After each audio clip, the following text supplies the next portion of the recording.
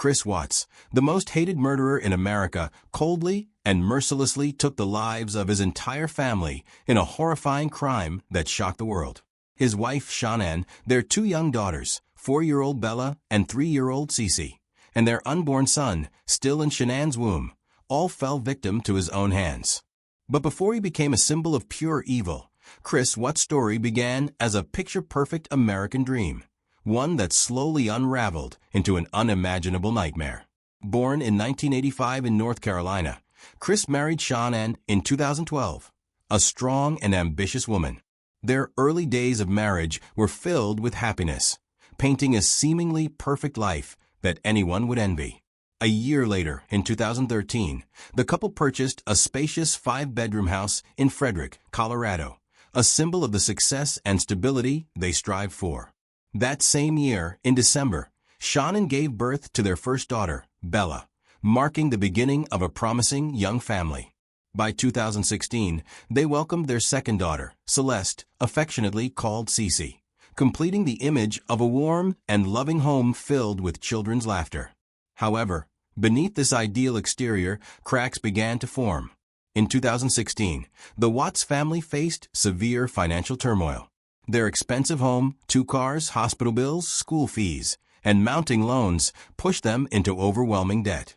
In total, their financial obligations exceeded $400,000, an astronomical figure for a middle-class family.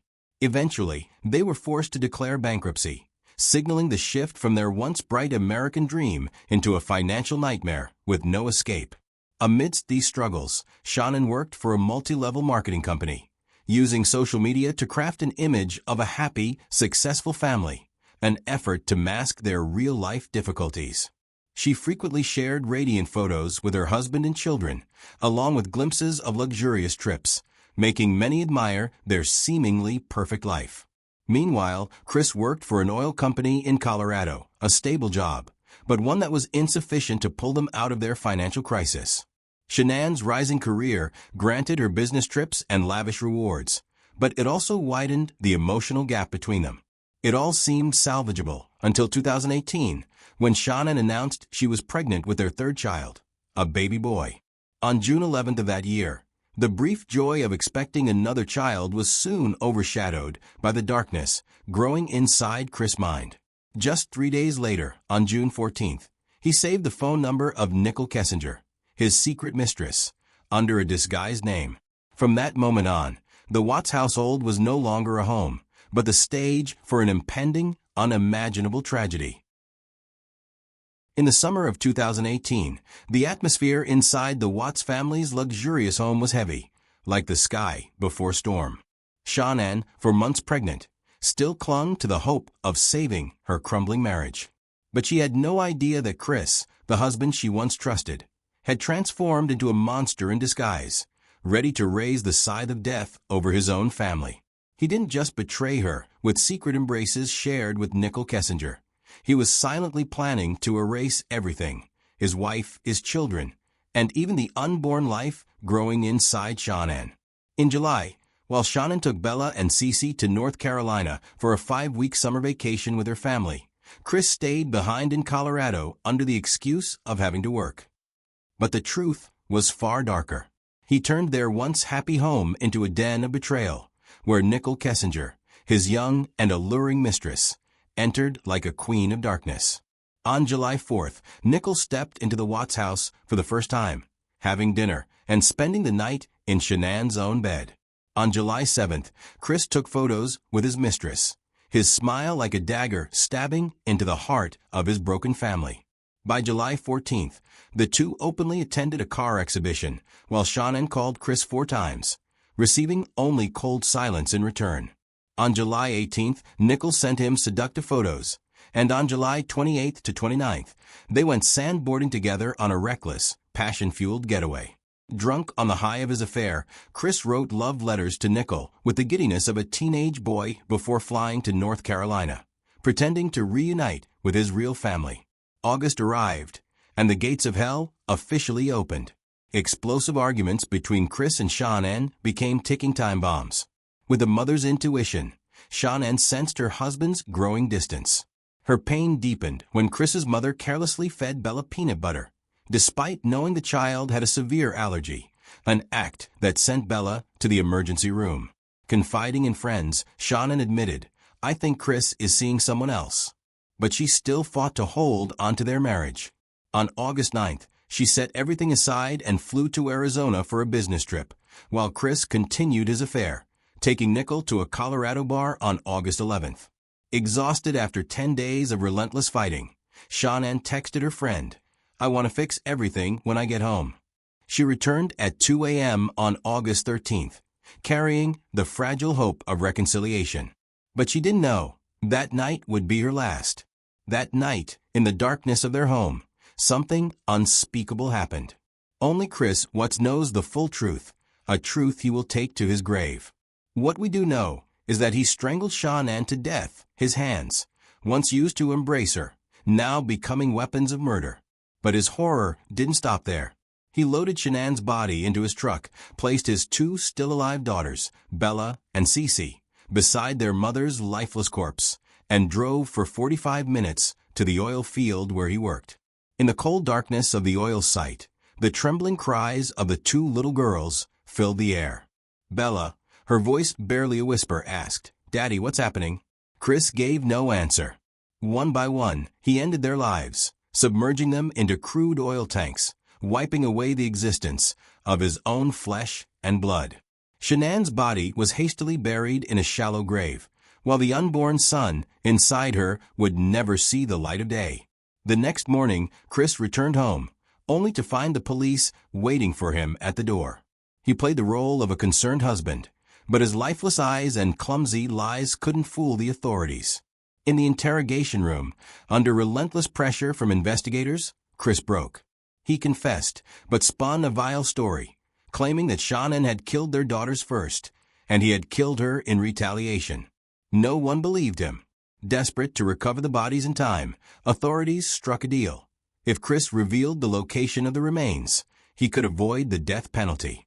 He agreed, leading them to the oil field, a place that the world would later remember as the graveyard of his unspeakable evil. Chris Watts was not just a murderer.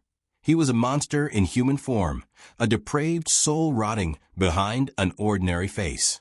He strangled Shanann, drowned Bella and Cece, his own flesh and blood, then coldly discarded their bodies as if they were nothing more than broken objects.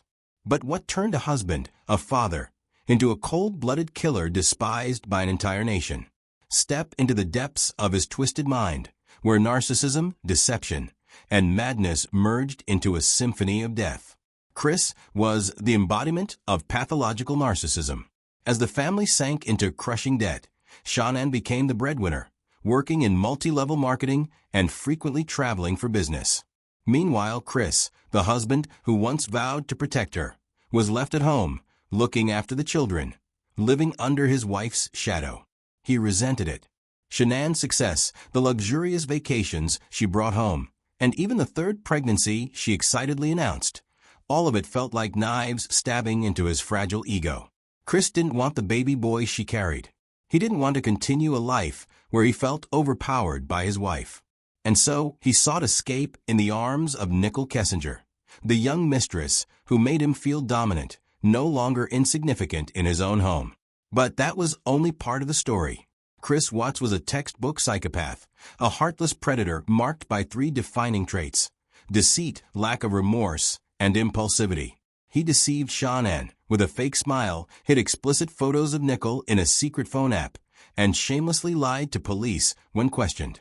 He fabricated the sickening story that Shanann had killed their daughters, and he had no choice but to kill her in revenge. A lie so chilling that even the interrogation room went silent. No remorse? Immediately after slaughtering his entire family, Chris played his favorite song, one eerily referencing the act of erasing loved ones, then smirked and chuckled to himself in their now empty home, thinking he had fooled everyone. He even called a realtor that very day to sell the house, as if his wife and children's deaths were nothing more than a stepping stone to his new life. Empathy? It never existed. He blamed Shanann for her own death, called Bella and Cece burdens he needed to eliminate, and spoke of them with the chilling detachment of a killing machine. Chris's impulsiveness erupted on the fateful night of August 13th. In his final confession, he claimed that Shanann had threatened to take the children and leave him after a heated argument. His ego, wounded beyond repair, ignited like an infernal blaze, and he strangled her in a blind, uncontrollable rage. But the most horrifying part was what happened next.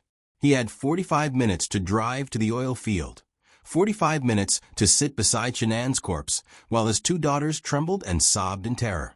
Bella, her voice weak and broken, asked, "Daddy, what's wrong with Mommy?" Chris said nothing. His rage should have subsided. The moment of passion should have passed.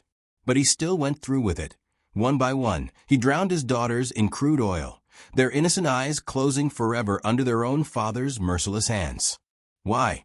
Psychologists recoiled at the conclusion. Chris wasn't just a psychopath. He was in a full-blown psychotic break.